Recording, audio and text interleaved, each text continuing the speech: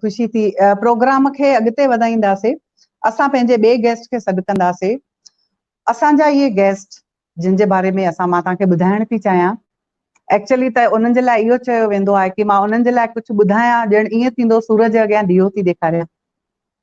उन्हनि पंहिंजी अध खां मथे ज़िंदगी सिंधियत लाइ कुर्बान कई आहे, सिंधी ॿोलीअ खे तवजो ॾिनी आहे। उन्हनि हर क्षेत्र में पाण मोखियो आहे ऐं उहे हिकिड़ा जौहरी थी उभरिया आहिनि। असांजा दादा जेके नागपुर मां आहिनि, नागपुर शहर जी शान आहिनि, जेके वाइस चेयरमैन आहिनि NCPSL जा। त मां दादा खे ॾाढी निम्रता सां चवंदसि कि अचो ऐं स्क्रीन ते कुझु शेयर कयो पंहिंजूं ॻाल्हियूं। जय झूलेलाल। जय झूलेलाल दादा। जेको चवंदो झूलेलाल तंहिंजा थींदा बेड़ा पार। बेड़ा पार। हा दादा, ॿुधायो कुझु तव्हां पंहिंजे बारे में।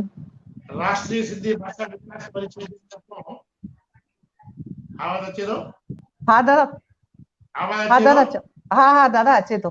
राष्ट्रीय सिंधी भाषा विकास परिषद जी तरफ़ों अॼु मौजूद जेके असांजा मुख्य महिमान आहिनि ऐं हिन प्रोग्राम में पूरे देश विदेश में US जेके ॾिसी रहिया आहिनि, मां सभिनी जो अभिनंदन थो कयां।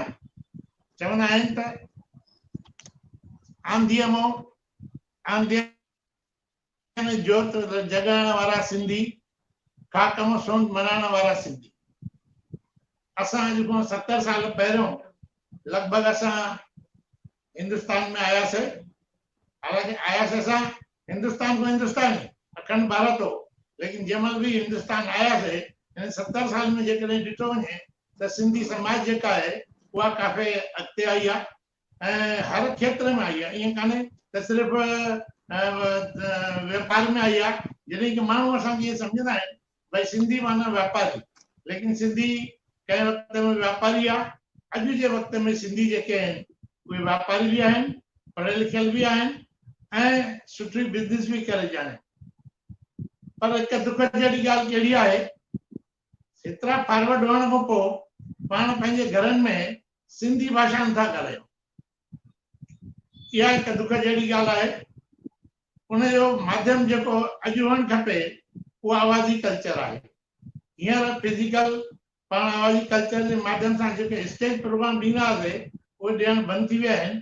अॼु असां ही इन प्रकार जा जेके वेबिनार कर रहे आहियूं, इन माध्यम सां असां देश विदेश में असांजे नौजवान पीढ़ी खे सिंधी समाज खे जोड़े रहिया आहियूं।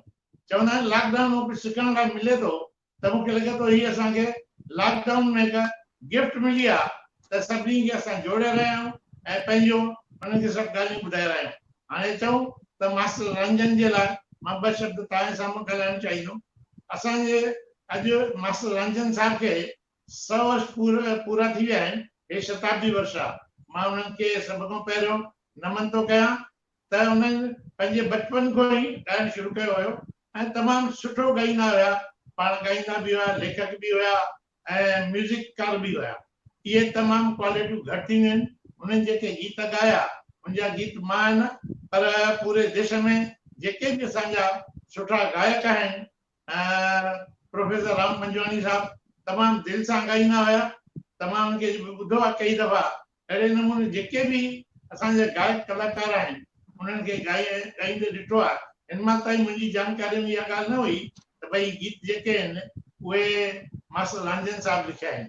असांखे जानकारी मिली, इहो बि सुठो थियो त भई इहा जेका आहे त हिकु असांजी नॉलेज बि वधी आहे ऐं नई पीढ़ीअ खे बि ख़बर पवंदी त भई हिन प्रकार जा जेके गीत लिखिया विया त उहे लिखण वारा केरु आहे, ॻाइण वारनि खे हर को सुञाणे त भई ॻाए रहिया आहिनि। मां उन्हनि शताब्दी वर्ष में उन्हनि जे जेको चवंदा आहिनि त भई उनजे रास्ते ते हली करे हर कंहिंखे पंहिंजी शिक्षा वठणु खपे ऐं पंहिंजे तरफ़ों मां चाहींदुमि त जेके नई पीढ़ी आहे उन्हनि खे बि इन प्रकार जी शिक्षा मिले ऐं हिन प्रकार जो ॻाइण ऐं समाज खे हिकु संदेश ॾियनि त सिंधी समाज केवल वापारी कान्हे का, उहा हिकु अॼुकल्ह पढ़ियल लिखियल बि आहे, पर पंहिंजे घरनि में हर को सिंधी ॻाल्हाए। इहा मुंहिंजी उन्हनि सां निवेदन आहे छो जे सिंधी भाषा अॼु जेका आहे उहा सभ खां भाषा संस्कृति सभ्यता 8000 साल पुराणी आहे। जॾहिं डिस्कवरी में ॾेखारियो वियो हुयो त भई पुराणे में पुराणी जेके सभ्यताऊं आहिनि उन्हनि में हिकु ग्रीक आहे, रोमन आहे, सिंधु आहे। त सिंधु जेका आहे पुराणी सभ्यता आहे, असां हुन जा वारिस आहियूं, उनखे असांखे क़ाइमु रखणु खपे। इहो मुंहिंजो समाज सां निवेदन आहे। ऐं राष्ट्रीय सिंधी भाषा विकास परिषद जे तरफ़ सां डायरेक्टर साहब तव्हांखे सभई स्कीमूं ॿुधायूं, तव्हां सां जुड़ो। ऐं PhD त थींदी, पर मुंहिंजो हिकिड़ो सरकार सां सुझाव बि आहे। मां हिकु राजनीतिक पार्टीअ सां जुड़ियल आहियां त ही जेके उन्हनि जो मास्टर रंजन साहब जो इतिहास जे जेके किताब आहिनि उनमें जेकॾहिं असां पाठ उन्हनि जो विझाए सघंदासीं त असांजी जेका नई पीढ़ी आहे उहा बराबरि उनखे पढ़ंदी ऐं हमेशह उहे अमर रहंदा। एतिरो शइ चई 2 शब्द मां समाप्त कयां थो। जय झूलेलाल। दादा तव्हां पंहिंजो क़ीमती वक़्तु कढी आयो ऐं तव्हां सां इहे सुहिणो संदेश तव्हां असांखे ॾिनो आहे। असां सभु तव्हांजा आभारी आहियूं। जय झूलेलाल। जय झूलेलाल।